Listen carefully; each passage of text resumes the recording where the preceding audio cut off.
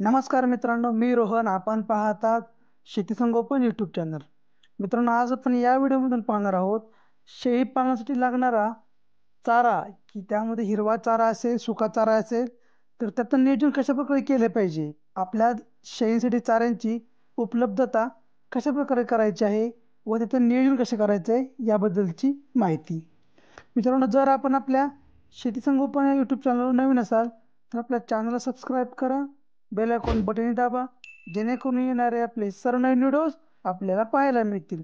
मित्रांनो, शेती संगोपन यूट्यूब चॅनलवर आपण शेतीविषयक, पशुपालनाविषयक, तसेच सरकारच्या नवीन योजना, GR याबद्दलचे सर्व व्हिडिओज अपलोड करत असतो.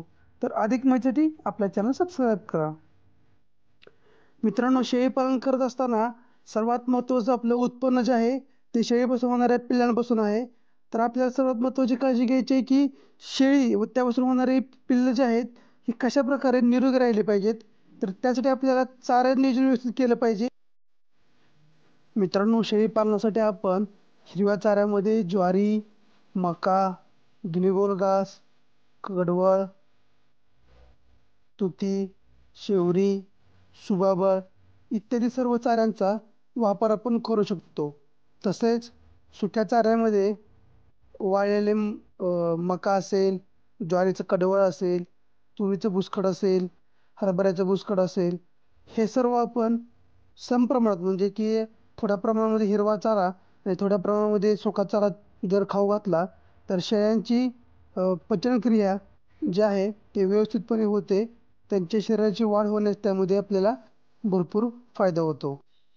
तर मित्रांनो, आज आपण अशाच एका शेळी पालकाशी संवाद करणार आहोत की आपण थोड्या दिवसापूर्वी गुलाबराव खाडे यांचा एक शेळी पालनाचा यशस्वी यशोगाथा आपण या व्हिडिओ आपल्या चॅनलमार्फत मांडली होती.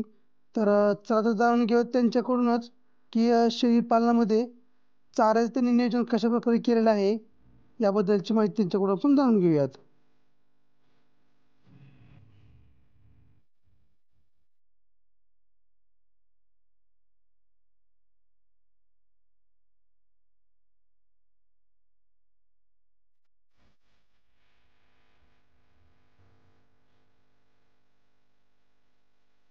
नमस्कार. शेळी पालनासाठी आपण केलेला हिरव्या चाऱ्यामध्ये हे मार्वेल गवत आहे. मार्वेलचं आता ही कटिंग झालेली आहे. आता हे चौथ्यांदा कटिंग आहे जी लावल्यापासून. ही दिसते तुती थोडीफार लावलेली आहे पिल्लांसाठी आणि त्याच्यामध्ये मका वगैरे लावलेली आहे. याची कटिंग सर्वसाधारणपणे 22-23 दिवसाला एक कटिंग येते. ह्या मापाचं येते सर्वसाधारणपणे.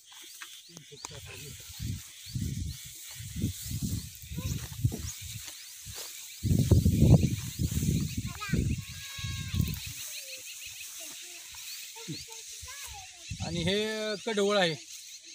3 वर्षापर्यंत येते एकदा लावल्यानंतर. हे मार्वेल पण 3 वर्ष येते एकदा लावल्यानंतर. त्याला ड्रिप वगैरे केलं तर अतिशय चांगलं, कमी पाण्यावर येणारं आणि भरपूर चारा देणारं उत्पादन म्हटलं तरी CO4F 31 म्हणून कडवळ आहे.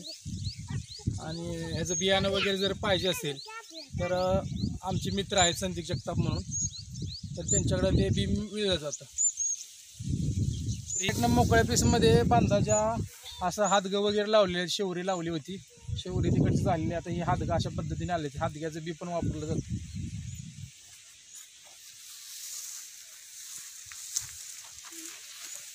नमस्कार.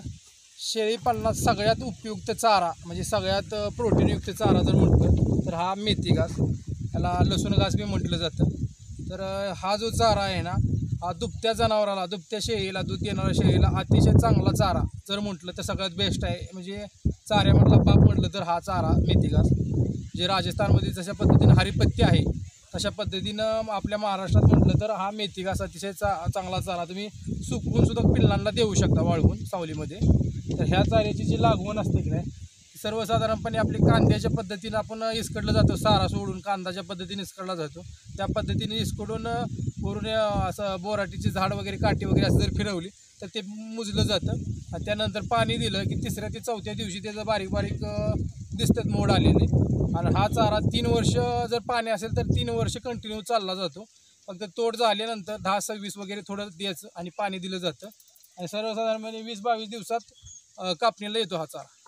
बियाणं ह्याचं बियाणं मार्केटमध्ये मिळलं जातं, दुकानामध्ये मिळलं जातं, बारामती वगैरे असं कृषी जे दुकान आहे तिथे मिळलं जातं. दुसरं एक दोन आमचे 2 मित्र आहेत त्यांच्याकडे पण मिळलं जातं. एक बारामतीचे संदीप जगताप म्हणून आहे त्यांच्याकडे पण मेथी घास इतर म्हणजे मेथी घास म्हणा किंवा तुमचं हे शिवफोरप 31 अजून तुमचं सुबाबळ वगैरे सगळ्या चारा जो आहे ते सगळ्याचं बी मिटलं जातं. परत दुसरं दिगंबर गायकवाड म्हणून आहेत एक, परत विजय माळी म्हणून आहेत त्यांच्याकडे ते चौघडेचं बी मिटलं जातं सगळ्याचं. हे आहे तुरीचं बुसकाट, म्हणजे तुरीच्या फक्त शेंगाचं आहे हातानं बडवलेलं.